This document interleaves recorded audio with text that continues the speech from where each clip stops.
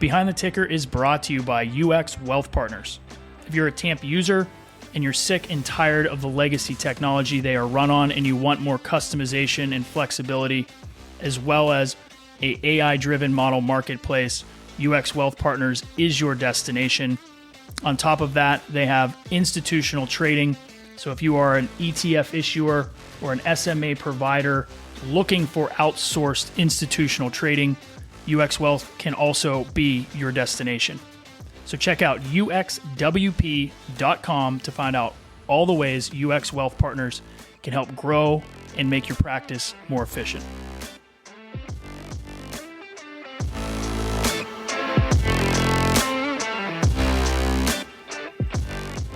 Welcome to Behind the Ticker. Today we have on Bob Elliott. He's a chief investment officer over at Unlimited Funds, and we are talking about their newest ETF, the Unlimited HFGM Global Macro ETF, ticker HFGM. It is a global macro hedge fund replication strategy, although it offers 2x leverage on that index. We talk about the benefits of alternatives in the portfolio, and we talk about how Bob and the team over at Unlimited runs their entire process. There is a small section of this podcast. We lost audio for about, 20 seconds. Instead of re-recording, I'm just going to edit it. So I'm sorry about the technical difficulty. But without further ado, please welcome Mr. Bob Elliott. Hey, Bob, welcome back to the show. Thanks so much for having me. So why don't you just give everybody a quick refresher about who you are, what you do, and what all Unlimited ETFs is trying to accomplish for their clients. Yeah, I've been in the 2 and 20 business, as I like to call it, for a couple of decades now. Spent the majority of my career at the world's largest hedge fund, Bridgewater Associates, almost 15 years, where I was creating investment strategies across a wide range of different asset classes. And my later time there, as well as running a $125 million venture capital fund, sort of increasingly realized that, 2 and 20 businesses, they're pretty good for the manager and they're not that great for the investor. And the core reason why that is managers generate plenty of good returns. It's just that the fees that they charge are too high. The access is very limited to their returns for sort of the common investor. And almost always they're put into tax inefficient structures. And so that got me to thinking, starting a few years ago, about whether there was a way to bring concepts of diversified low-cost indexing to the world of 2 and 20, really starting with hedge fund strategies. And instead of, investing directly in managers, basically building proprietary technology that allows us to look over the shoulder of the managers, see how they're running in real time in terms of their positioning, and then just take that understanding and package it into a wide variety of different products. And so we started a few years ago with our initial product, which was HFND, which is really a lot of ways you can think about like SPY for hedge funds. It's intended to track the index, but what it's done, probably more importantly, is proven out that the technology that we're using works and has allowed us to then start to package hedge fund returns in more interesting ways. And what we're focused on right now is bringing individual hedge fund sub-strategies, which is global macro, equity, long, short, managed futures, bringing those to market in an ETF wrapper. But instead of just taking the returns sort of out of the box as the managers offer them, what we're doing is we're targeting a 2x return. So using the same position understanding, targeting a 2x return, and then also doing that at a much lower fee point than 2 and 20 at 95 basis points. And so that HFGM, which is our global macro product, is the first one of those. So that kind of gives you a whole sense of it. And that's our first product as part of this sort of 2X strategy. And we'll be launching a series of those later in the year as well. No, that's great. It's super interesting. I definitely want to talk about the process of how you're building this out. And so let's just jump right into HFGM. It's the Unlimited HFGM Global Macro ETF. So you kind of gave me a little bit there, but what really inspired you to start here first, and then really how does it aim to replicate the global macro hedge fund sector in this ETF wrapper? Yeah. So the first thing I'd say is that global macro alpha is one of the more compelling returns that investors can add to their portfolio, and the reason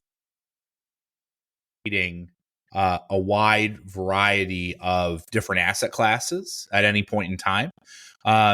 They'll trade global currency, commodity, fixed income, credit, equity indices, things like that.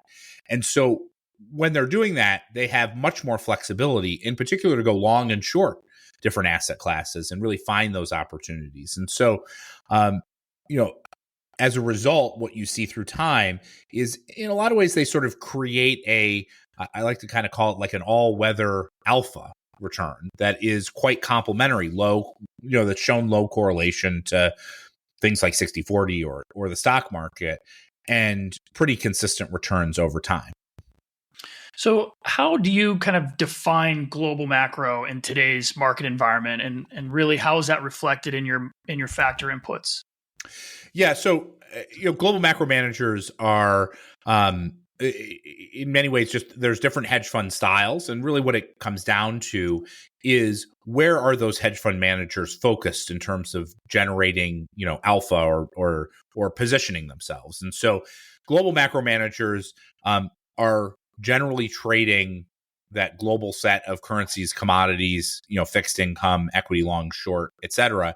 And a key differentiator, you might think that sounds like what managed futures managers do. And while they have a similar opportunity set, global macro managers are using indications that are beyond just price elements in terms of determining whether there are good opportunities. So they're often considering elements of macroeconomic dynamics, policy dynamics, things like value-oriented strategies that are related to what they're doing, and really thinking about, in addition to price trend elements as well. And so in that sense, it's like, it's a comprehensive set of lenses that are applied to these global assets and bringing all those together into one return profile. And so that's really what they're looking at. And functionally what we do, when we're tracking these managers, is managers essentially identify themselves in terms of how they're what sort of strategies they run. And so, we're drawing on the positioning information, or we're inferring the positioning information from about 500 or so of these global macro managers, some of which are systematic, some of which are discretionary. We're putting all those lenses together and understanding sort of the wisdom of the crowd when you put all that, essentially all that horsepower together to see where they're positioned in this sort of environment. Yeah, well, this sort of environment, it's, global macro, somebody who's looking at policy and has got to be pulling their hair out a little bit with it changing like seemingly every couple of days and on a tweet, but or tweets or Truth Social or wherever it comes out any of these days. But what I find interesting, and I'd love to learn more about this. So you're using machine learning process not to really come up with an opinion of the market. You are using machine learning to look at the positioning information of this global macro subset of managers and trying to replicate positioning based off of that. So can you go into that a little bit deeper? And I hope I got that right, but it's a super interesting concept. Yeah, I think what we're trying to do is we're trying to understand how these managers are positioned in as close to real time as we can. Because, if we can understand their positioning using technology instead of, having to pay them the 2 and 20, then, we can make those returns available to all investors. And the way that we do that, we start talking about machine learning and everyone kind of their eyes glaze over and they're like, this is a black box and what the heck are you doing?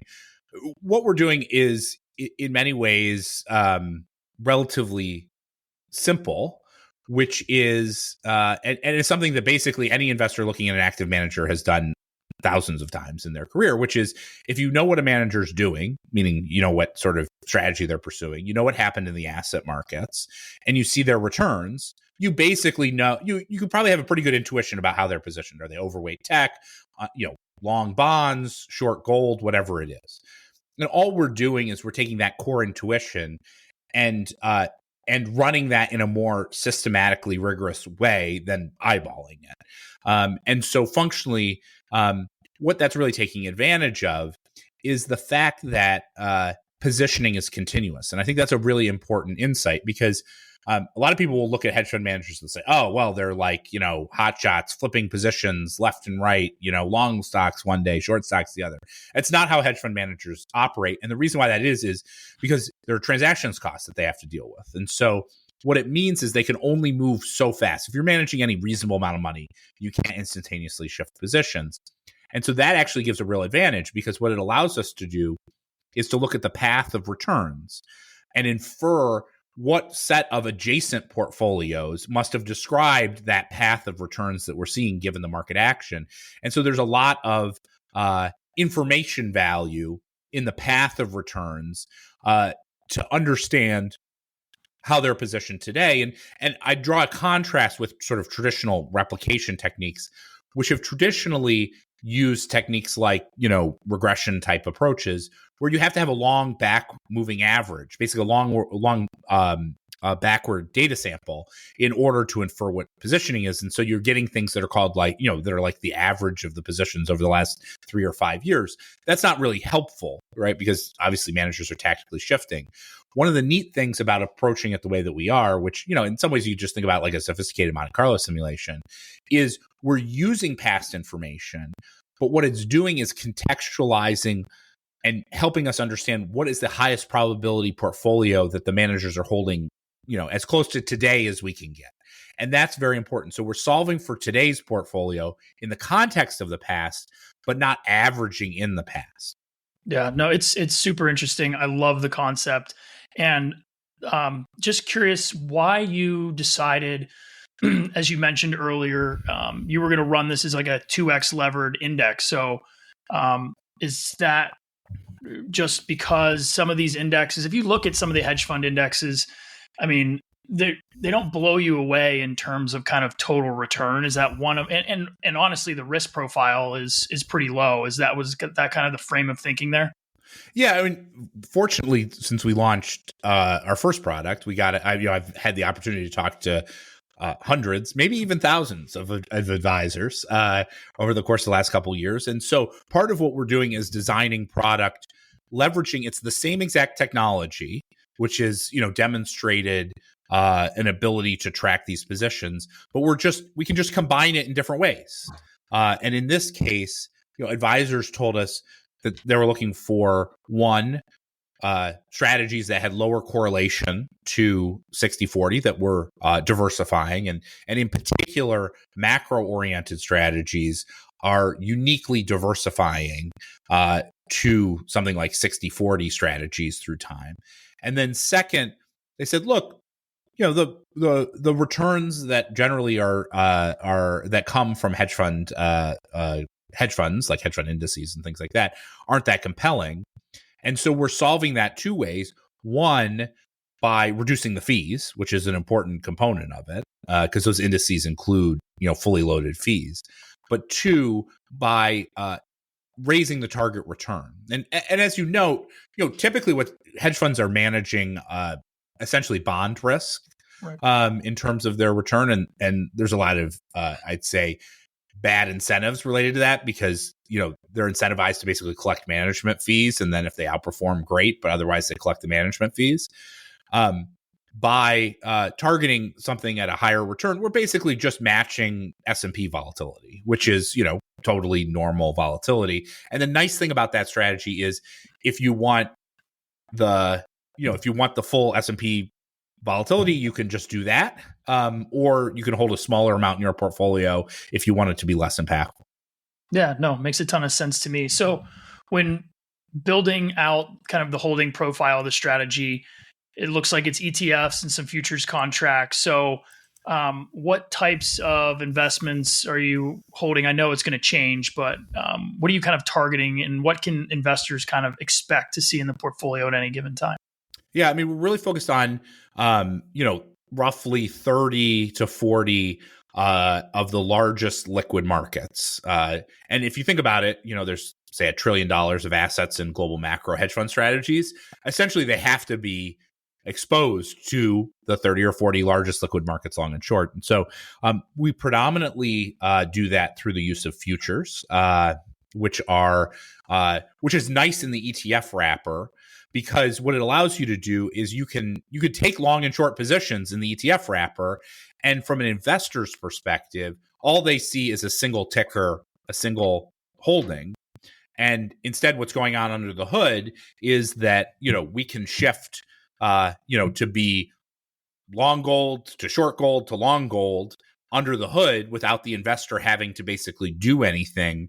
And also without the investor having to, absorb short-term capital gains that could come from, say, a separately managed account or investing in an LP structure. And so that's what we're really doing is basically expressing those views through futures contracts, and then a few index ETFs when appropriate.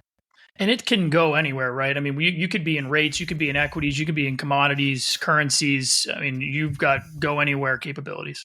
Yeah, and that's the great thing about I think part of this is, look, I'm an old macro guy, so part of it is talking my history. But that's the thing that I really love about macro is that you really can go anywhere. It doesn't mean that you're limited to, our U.S. equities should be long or short U.S. equities only. Like, the question is not U.S. equities. If being long Japanese equities is a much more compelling trade, then that's the trade that you can put on using these positions. And so it really is a go anywhere, hold anything trade, focused, of course, on macro markets. So, you're not going to see individual stock selection in this portfolio.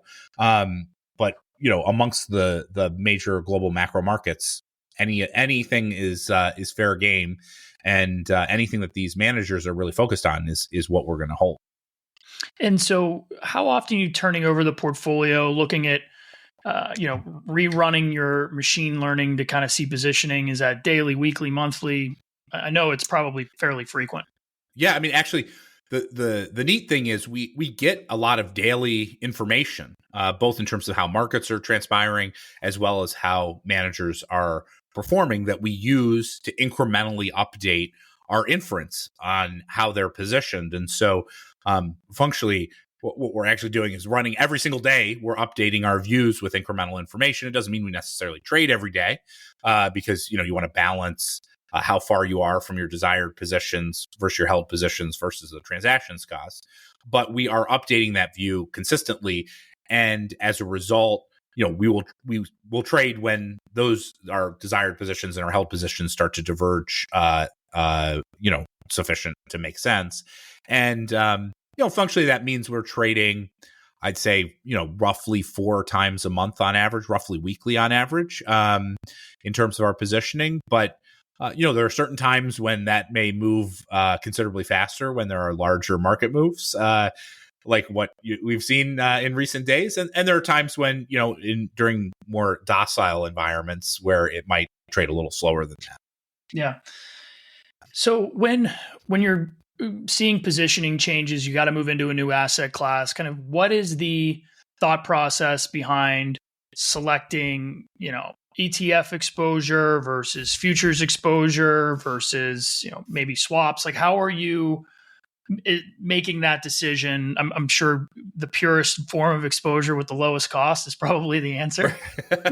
You've already answered the question. No, yeah. I mean, I think I'll say it this way: like, in general, futures contracts are the most efficient way to do this from an economic exposure standpoint. And the reason why that is they are very liquid in general. We've actually seen an improvement in liquidity and some new products in the futures space that have broadened. So things particularly like in the credit space, new high yield bond futures and things like that, which are beneficial, which basically at this point, if you're looking for equity, currency, credit, commodities, or fixed income, there's a futures contract for that. And they're deep and liquid. And one of the nice things is on the short side, essentially embedded in the futures contract is the cheapest financing that you can get. And so essentially it's the most efficient way to gain exposure. From our perspective, there are some there's some corners where there has yet to be some developments in the futures market, like emerging market U.S. dollar sovereign bonds is a place where there isn't a robust futures market or other derivatives that we can use. But in general, that's what we're focused on, is using those, because they're just very efficient. And then the other thing, since this is an ETF podcast, the other thing that's neat is under the hood, you can structure, typically when you're trading futures contracts, you get something called bad income. And so it's less tax efficient. What you actually do in an ETF wrapper is you structure it so that the securities that would generate bad income are held in a substructure. That means that you're able to wash the bad income so that the investor only sees essentially a dividend of good income, so to speak, in the positioning. And so that's an important component, is that structuring to ensure that investors are getting the best tax treatment they can. It's very interesting. And so the whole process seems model driven. What, if any, human elements kind of live here? What is it that maybe you guys have to implement with the human brain rather than just let the model run, or is it just fully model driven? Yeah, what I'd say is it's a systematic process, which means we rely on the systematic outputs on a day-to-day basis. But that systematic does not mean without human oversight. And anyone who's run a systematic process responsibly knows that you have to check everything that comes out, because any systematic process could break. You could have a data vendor change something that creates a break upstream. You could have for whatever reason calculations being incomplete, et cetera, et cetera. And so everything that we're doing every day that we trade, we actually have two people who are both my co-founder Bruce and I are looking at the positions, checking to make sure they're right, fixing any problems, and so that we're most accurately reflecting the systematic process. And so that's what we're doing. There's no discretionary views. This is not Bob's, random views on global macro. Check me out on Twitter if you want those random views on global macro. This is the wisdom of the crowd, systematically determined. And then, of course, again, like any systematic approach, there's always what I'd call portfolio research that's going on, where we're asking ourselves, are there elements of our underlying technology that could be improved to, make it more accurate, less volatile, et cetera? And that is, in some ways, a never-ending task, is constantly going through that research process. It's the sort of thing that if you have a robust systematic process, you won't find that much. You'll do a lot of work and realize most of the time that what you've got is in pretty good shape. But it's a consistently evolving process that we're doing. Yeah. So when you're talking to advisors, like you say, you've talked to thousands of advisors. How are they incorporating HFGM or alternatives in general in their portfolio? You're starting to see, a broader use of alternatives. We know the importance of them in the portfolio, but kind of how are you explaining or kind of recommending how they should view this asset class and kind of what type of allocation it should get in an overall portfolio? I know that's variable based on risk tolerance, but just kind of in general umbrella. Yeah, I think in general, we're moving from a world that was 60-40 for a long time to one that looks more like 50-30-20, where 20 is an alts bucket. And in that alts bucket, a lot of advisors are going to sort of, I'd call it, more traditional alts, like trying to get into private equity or venture or various private credit structures. But they also recognize that public markets offer a compelling opportunity, particularly a compelling liquid opportunity to add alt exposure into their portfolios. And so, in some ways, what I'd say is the advisors I see are sort of 50-30, 10 illiquid alts, 10 liquid alts. And so, the idea of HFGM and really our overall suite of products is, rather than try and go pick an individual manager, you wouldn't go pick individual stocks, or, you might not want to pick individual stocks. So you hold SPY or the equivalent, right? This is a way to gain access to, a diversified, a manager diversified set of exposures around global macro, which, many advisors we talk to really like the complementary return properties of this, something that could go long and short, regardless of sort of the economic environment. That is a good complement to the rest of the portfolio, which in a lot of ways, in one form or another, is are long only strategies. Right. So I'll let you make the list here, but just for the listener, what is the benefit of doing this in an ETF wrapper? Getting hedge fund or alternative exposure in an ETF wrapper rather than going direct to an LP and getting that exposure directly. Like, what are the main benefits? Yeah, I think, there's a couple of challenging things for getting hedge fund style exposure into a portfolio. So from an advisor's perspective, the first is there's a lot of single manager idiosyncrasy, a lot of volatility of any individual manager. And from an advisor's perspective, that idiosyncrasy is not just in the return volatility, but it's also in, if you invest in a single manager, you're essentially responsible for making sure that manager, doesn't have, let's say, compliance or operational issues, right? So that's a big issue. The second is the fees are too high. I mean, it's super expensive, right? 2 and 20 strategies, and particularly if you're not a big institutional investor, you're often paying, rack rate or worse to get access to those strategies. So high fees.